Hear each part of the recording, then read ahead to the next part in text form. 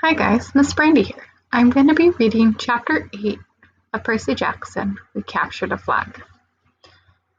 The next few days, I settled into a routine that felt almost normal, if you don't count the fact that I was getting lessons from a satyrs, nymphs, and a centaur. Each morning, I took ancient Greek from Annabeth, and we talked about the gods and goddesses in the present tense, which was kind of weird. I discovered Annabeth was right about my dyslexia. Ancient Greek wasn't that hard for me to read. At least, no harder than English. After a couple of mornings, I could stumble through a few lines of Homer without too much headache. The rest of the day, I rotate through outdoor activities, looking for something I was good at. Churin tried to teach me archery, but we found out pretty quick I wasn't any good with a bow and arrow. He didn't complain, even when he had to snag a stray arrow out of his tail. Foot racing, no good either. The Woodnit's instructors left me in the dust. They told me not to worry about it. They'd had centuries of practice running away from lovesick gods. But still, it was a little humiliating to be slower than a tree. And wrestling? Forget it. Every time I got on the mat, Clarice would pulverize me. There's more where that came from, punk, she'd mumble in my ear. The only thing I really excelled at was canoeing, and that wasn't the kind of heroic skills people expected to see from the kid who had beaten the Minotaur. Any of the senior campers and counselors were watching me, trying to decide who my dad was, but they weren't having an easy time of it. I wasn't as strong as the Ares kid, or as good at archery as the Apollo kids. I didn't have Epictetus skills with metalwork, or, God forbid, Dionysus' way of buying plants. Luke told me I might be the child of Hermes, a kind of jack of all trades, master of none. But I got a feeling he was trying to make me feel better. He really didn't know what to make of me either. Despite all that, I liked camp. I got used to the morning fog over the beach, the smell of hot strawberry fields in the afternoon, even the weird noises of monsters in the woods at night. I would eat dinner with Captain 11, scrape part of my meal into the fire, and try to feel some connection to my real dad. Nothing came, just the warm feeling I'd always had, like the memories of his smile. I tried not to think too much about my mom, but I kept wondering, if gods and monsters were real, if all this magical stuff was possible, surely there was some way to save her, to bring her back. I started to understand Luke's bitterness and how he seemed to resent his father Hermes. So okay, maybe gods had important things to do. But couldn't they call once in a while? Or thunder? Or something? Dionysus could make a Diet Coke appear out of thin air. Why couldn't my dad, whoever he was, make a phone appear? Thursday afternoon, 3 days after I arrived at Camp Half-Blood, I had my first sword fighting lesson. Everybody from Cabin 11 gathered in the big circular arena where Luke would be our instructor. We started with basic stabbing and slashing, using some straw-stuffed dummies in Greek armor. I guess I did okay. At least, I understood what I was supposed to do, and my reflexes were good. The problem was, I couldn't find a blade that felt right in my hands. Either they were too heavy, or too light, or too long. Luke tried his best to fix me up, but he agreed that none of the practice blades seemed to work for me. We moved on to dueling in pairs. Luke announced he would be my partner, since this was my first time. Good luck, one of the campers told me. Luke's the best swordsman in the last 300 years. Maybe he'll go easy on me, I said. The camper snorted. Luke showed me thrusts and parries and shield blocks the hard way. With every swipe, I got a little more battered and bruised. Keep your guard up, Percy, he'd say, then whack me in the ribs with the flat of his blade. No, not that far up. Whap, lunge, whap, now back, whap. By the time he called a break, I was soaked in sweat. Everybody swarmed the drink cooler. Luke poured ice water on his head, which looked like such a good idea. I did the same. Instantly, I felt better. Strength surged back into my arms. The floor didn't feel so awkward. Okay, everybody circle up, Luke ordered. If Percy doesn't mind, I want to give you a little demo. Great, I thought. Let's all watch Percy get pounded. The Hermes guys gathered around. They were suppressing smiles. I figured they'd been in my shoes before and couldn't wait to see how Luke used me for a punching bag. He told everybody he was going to demonstrate a disarming technique, how to twist the enemy's blade with the flat of your own sword so that he had no choice but to drop his weapon. This is difficult, he stressed. I've had it used against me. No laughing at Percy now. Most swordsmen have to work years to master this technique. He demonstrated the move on me in slow motion. Sure enough, the sword clattered out of my hand. Now in real time, he said. After I retrieved my weapon, we keep sparring until one of us pulls it off. Ready, Percy? I nodded, and Luke came after me. Somehow, I kept him from getting the shot at the hilt of my sword. My senses opened up. I saw his attacks coming. I countered. I stepped forward and tried to thrust on my own. Luke deflected it easily, but I saw a change in his face. His eyes narrowed, and he started to press me with more force. The sword grew heavy in my hand. The balance wasn't right. I knew it was only a matter of seconds before Luke took me down. So I figured, what the heck? I tried the disarming maneuver. The blade hit the base of Luke's and twisted, putting my whole weight into a downward thrust. Clang! Luke's sword rattled against the stone. The tip of my blade was a couple of centimeters from his undefended chest. The other campers were silent. I lowered my sword. Sorry. For a moment, Luke was too stunned to speak. Sorry? His scared face broke into a grin. By the gods, Percy, why are you sorry? Show me that again. I didn't want to. The short burst of manic energy had completely abandoned me. But Luke insisted. This time, there was no contest. The moment our swords connected, Luke hit my hilt and sent my weapon skidding across the floor. After a long pause, somebody in the audience said, "Beginner's luck?" Luke wiped the sweat off his brow. He appraised me with an entirely new interest. Maybe, he said, but I wonder what Percy could do with a balanced sword.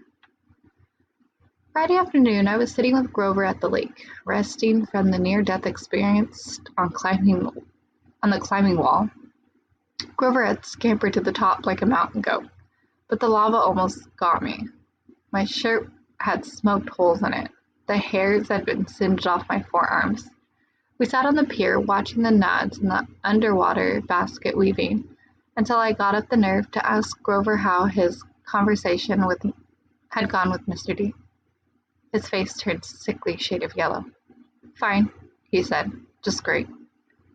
So your career's still on track? He glanced at me nervously. Sharon told you I was a searcher's license? Well, no. I had an idea what a searcher's license was, but it didn't seem like the right time to ask. He just said you had big plans, and that you needed credit for completing the keeper's assignment. So, did you get it? Grover looked down at the naiads. Mr. D suspended judgment. He said I hadn't failed or succeeded with you yet, so our fates were still tied together. So you got a quest, then I went along to protect you, and we both came back alive, then maybe he'd consider a job complete. My spirits lifted. Well, that's not so bad, right? Blah. He might as well have transferred me to the stable cleaning duty. The chances of you getting a quest, and even if you did, why would you want me along? Of course I'd want you along. Grover stared grumpily into the water. Basket weaving. Must be nice to have a useful skill. I tried to reassure him that he had lots of talents, but that just made him look more miserable. We talked about canoeing and sword-playing for a while, then debated the pros and cons of the different gods. Finally, I asked him about the 4 empty cabins. Number 8, the silver one. That belongs to Artemides, he said. She vowed to be a maiden forever, so of course, no kids. The cabin is, honorary. If she didn't have one, she'd be mad. Yeah, okay, but the other 3, the ones at the end, are those the big 3? Grover tensed. We're getting close to a touchy subject. No, one of them, number 2, is Harris, he said. That's another honorary thing. She's the goddess of marriage, so of course she wouldn't go around having affairs with mortals. That's her husband's job. When we say the big 3, we mean the 3 powerful brothers, the sons of Kronos. Zeus, Poseidon, Hades? Right, after the great battle with the Titans, they took over the world from their dad and drew lots to decide who got what. Zeus got the sky, remembered? Poseidon the sea, Hades the underworld. But Hades doesn't have a cabin here. No, he doesn't have a throne on Olympus either. He sort of does his own thing down in the underworld. If he did have a cabin here, Grover shuddered. Well, it wouldn't be pleasant. Let's leave it to that. But Zeus and Poseidon, they both had, like, a bazillion kids in the myth. Why are their cabins empty? Grover shifted his hooves uncomfortably. About 60 years ago, after World War II, the big 3 agreed they wouldn't sire any more heroes. Their children were just too powerful. They were affecting the course of human events too much, causing too much carnage. World War II, that was basically a fight between the sons of Zeus and Poseidon on one side and the sons of Hades on the other. The winning side, Zeus and Poseidon, made Hades swear to oath to them no more affairs with mortal women. They all swore to the river Styx. Thunder boomed. I said, that's the most serious oath you can make? Grover nodded. And the brothers kept their words. No kids? Grover's face darkened. 17 years ago, Zeus fell off a wagon. There was this TV starlet with a big fluffy 80s hairdo. He just couldn't help himself. When their child was born, a little girl named Thalia. Well, the river Styx is serious about promises. Zeus himself got off easy because he's immortal, but he brought a terrible fate on his daughter. But that isn't fair. It wasn't the little girl's fault. Grover hesitated. Percy. Children of the big 3 have powers greater than the other half-bloods. They have a strong aura, a scent that attracts monsters. When Hades found out about the girl, he wasn't too happy about Zeus breaking his oath. Hades let the worst monster out of Tauroras to torment Thalia. A satyr was assigned to be her keeper when she was 12, but there was nothing he could do. He tried to escort her to a couple of the other half-bloods she's befriended. They almost made it. They got all the way to the top of the hill. He pointed across the valley, to the pine tree where I'd fought the Minotaur. All 3 kindly ones were after them, along with the horde of the hellhounds. They were about to be overrun when Thalia told her satyr to take the other half-bloods to safety while she held off the monsters. She was wounded and tired and didn't want to live like a hunted animal. Satyr didn't want to leave her, but he couldn't change her mind and he had to protect the others. So Thalia made her final stand alone, at the top of that hill. As she died, Zeus took pity on her. He turned her into the pine tree. Her spirit still helps protect the borders of the valley. That's why the hill is called Half-Blood Hill. I stared at the pine in the distance. The story made me feel hollow and guilty, too. A girl my age had sacrificed herself to save her friends. She had faced a whole army of monsters. Next to that, my victory over the Minotaur didn't seem like much. I wondered, if I had acted differently, could I have saved my mother? Grover, I said, have heroes really gone on quests to the underworld? Sometimes, he said. Orpheus, Hercules, Houdini. And have they ever returned somebody from the dead? No, never. Orpheus came close. Percy, you're not seriously thinking. No, I lied. I was just wondering. So, a satyr is always assigned to guard a demigod? Grover studied me warily. I hadn't persuaded him that I really dropped the underworld idea. Not always. We go undercover to a lot of schools. We try to sniff out the half-bloods who have the markings of a great hero. We find one with very strong aura, like the child of the big three. We alert Chiron. He tries to keep an eye on them, since they could cause really huge problems. And you found me? Chiron said you thought I might be something special. Grover looked as if I'd just let him into a trap. He didn't. Oh, listen, don't think like that. If you were, you'd never, ever be allowed on a quest. And I'd never get my license.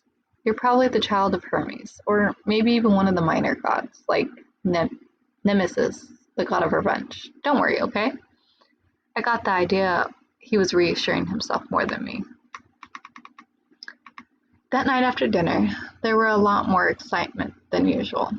At last, it was time to capture the flag. When the plates were cleared away, the conch horn sounded as we all stood at our tables. Campers yelled and cheered as Annabeth and two of her siblings ran into the pavilion carrying a silk banner. It was about 3 meters long, glistening gray, with a painted of a barn owl above an olive tree. From the opposite side of the pavilion, Clarice and her buddies ran with another banner, of identical size, a gaudy red, painted with a bloody spear and boar's head. I turned to Luke and yelled over the noise, "Those are the flags?" "Yeah." Ares and Athena's always led the teams. "Not always," he said, "but often." "So when another cabin captures one, what do? Repaint the flag?" He grinned. "You'll see. First, we have to get one." "Whose side are we on?" He gave me a sly look, as if he knew something I didn't. The scar on his face made him look almost evil in the torchlight. "We've made a temporary alliance with Athena. Tonight, we get the flag from Ares, and you are going to help." The teams were announced. Athena made an alliance with Apollo and Hermes, the 2 biggest cabins. Apparently, privileges have been traded. Shower times, chore schedules, and the best slots for activities, in order to win support. Ares had aligned themselves with everybody else: Dionysus, Demeter, Aphrodite, and Hermes. From what I've seen, Dionysus' kids were actually good athletes. But there were only 2 of them. Demeter's kids had the edge with nature skills and outdoor stuff, but they weren't very aggressive. Aphrodite's son and daughter, I wasn't too worried about. They mostly sought out every activity and checked their reflections in the lake and did their hair and gossiped. Hephaestus' kids were pretty, and there were only 4 of them, but they were big and burly from working in the metal shop all day. They might be a problem. That, of course, left Ares' cabin, a dozen of the biggest, ugliest, meanest kids on Log Island, or anywhere else on the planet. Tron hammered his hoof on the marble. "Heroes," he announced. "You know the rules? The creek is the boundary line. The entire forest is fair game. All magic items are allowed. The banners must be promptly displayed and have no more than 2 guards. Prisoners may be disarmed, but they may not be bound or gagged. No killing or maiming is allowed. I will serve as reference and battlefield medic. Arm yourselves." He spread his hands, and the tables were suddenly covered with equipment. Helmets, bronze swords, spears, ox-hide shields coated in metal. "Whoa," I said. "We're really supposed to use these?" Luke looked at me as if I was crazy. "Unless you want to get skewered by your friend in the cabin 5. Here." Sharon thought these would fit. "You'll be on border patrol." My shield was the size of an NBA backboard, with a big caucus in the middle. It weighed about 1,000,000 pounds. I could have snowboarded on it fine, but I hoped nobody seriously expected me to run fast. My helmet, like all the other helmets on Athena's side, wore a blue horse-haired plume on top. Ares and their allies had red plumes. Annabelle yelled, "Blue team, forward!" We cheered and shook our swords and followed her down the path to the south woods. The red team yelled taunts at us as they headed off towards the north. I managed to catch up with Annabelle without tripping on my equipment. "Hey, She kept marching. So what's the plan, I asked. Got any magic items you can loan me? Her hand drifted towards her pocket as if she were afraid I'd stolen something. Just watch Clary's spirit, she said. You don't want that thing to touch you. Otherwise, don't worry. We'll take the banner from Ares. Has Luke given you your job? Border patrol, whatever that means. It's easy. Stand by the creek, keep the Reds away, leave the rest to me. Athena always has a plan. She pushed ahead, leaving me in the dust. Okay, I mumbled. Glad you wanted me on your team. It was a warm, sticky night. The woods were dark with fireflies popping in and out of view. Annabelle stationed me next to the little creek that gurgled over some rocks. Then she and the rest of the team scattered into the trees. Standing alone, with my big blue feathered helmet and my huge shield, I felt like an idiot. The bronze sword, like all the swords I tried so far, seemed balanced wrong. The leather grip pulled on my hand like a bowling ball. There was no way anybody would actually attack me, would they? I mean, Olympus had to have liability issues, right? Far away, the conch blew. I heard whoops and yells in the woods and clinks of metal. Kids fighting. The blue-plumed ally from Apollo raced past me like a deer, leaping through the creek and disappeared into enemy territory. Great, I thought. I missed all the fun as usual.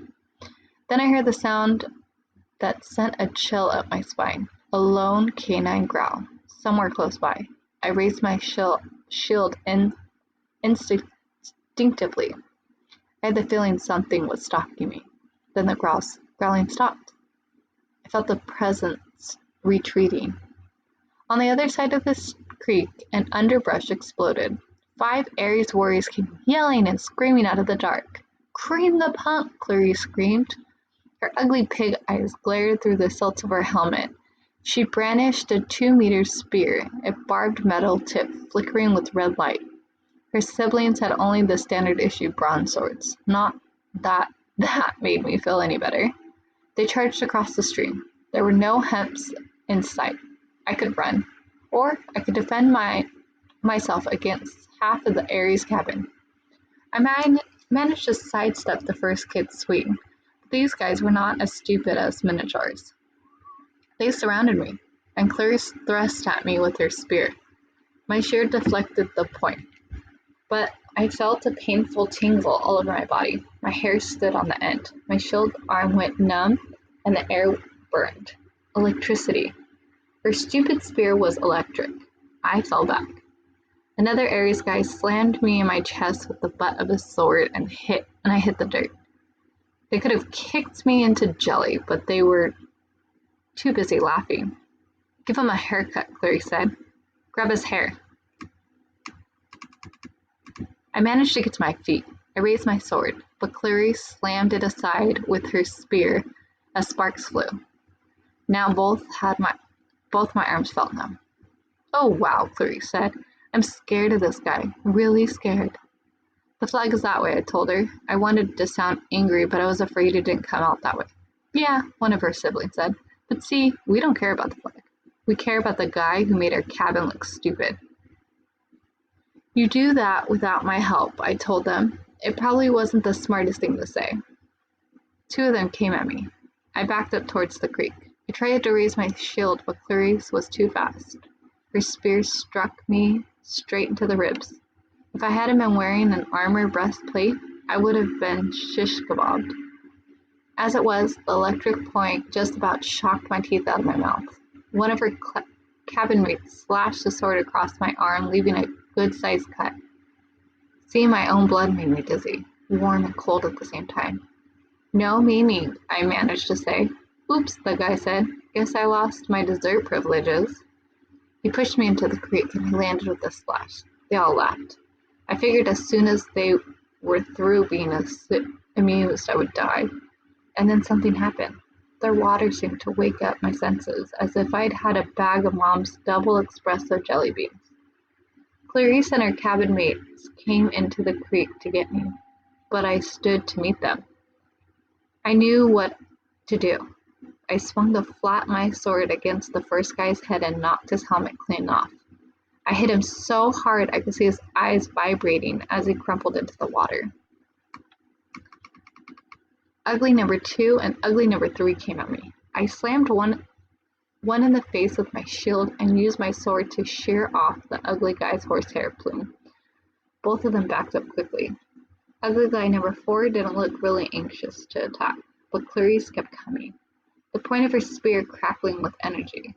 As soon as she thrust, I caught the shaft between the edge of my shield and my sword, and I snapped it like a twig. "Ah!" she screamed. "You idiot! You corpse-breathed worm!" She probably would have said worse, but I smacked her between the eyes with my sword butt and sent her stumbling backwards out of the creek. Then I heard yelling, a late screaming, and I saw Luke racing toward the boundary line with the red team's banner lifted high. He was flanked by a couple of Hermes guys covering his retreat and a few Apollos behind him, fighting off the Humphreys kids. Ares folks got up, and Clarice murmured a dazed curse. "A trick," she shouted. "It was a trick." They staggered after Luke, but it was too late. Everybody covered on the creek as Luke ran across into friendly territory. Our side exploded into cheers. The red banner shimmered and turned to a silver. The boar and spear were replaced with a huge caduceus, the symbol of Captain 11. Everybody on the blue team picked up Luke and started carrying him around on their shoulders. Shrone chantered out from the woods and blew the conch horn. The game was over. We'd won. I was about to join the celebration when Annabelle's voice, right next to me in the creek, said, "Not bad, hero." I looked, but she wasn't there. "Where the heck did you learn to fight like that?" she asked. An air shimmered, and she materialized, holding a Yankees baseball cap as if she'd just taken it off her head. I felt myself getting angry. I wasn't even fazed by the fact that she had just been invisible. "You set me up," I said. "You put me here because you knew Clarice would come after me, while you sent Luke around the flank. You had it all figured out." Annabelle shrugged. "I told you. Athena always has a plan." "A plan to get me pulverized?" "I came as fast as I could. I was about to jump in, but," she shrugged, "you didn't need help." Then she noticed my wounded arm. "How did you do that?" "Sword cut," I said. "What do you think?" "No, it was a sword cut. Look at it." The blood was gone. Where the huge cut had been, there was a long white scratch, and even that was fading. As I watched, it turned into a small scar and disappeared. I don't get it," I said. Annabelle was thinking hard. I could almost see the gears turning. She looked down at my feet, and then at Clarice's broken spear and said, "Step out of the water, Percy." "What?" "Just do it." I came out of the creek and immediately felt bone tired. My arm started to throb numb again. My adrenaline rush left me. I almost fell over, but Annabelle steadied me. "Oh, stinks," she cursed. "This is not good. I assumed it would be Zeus."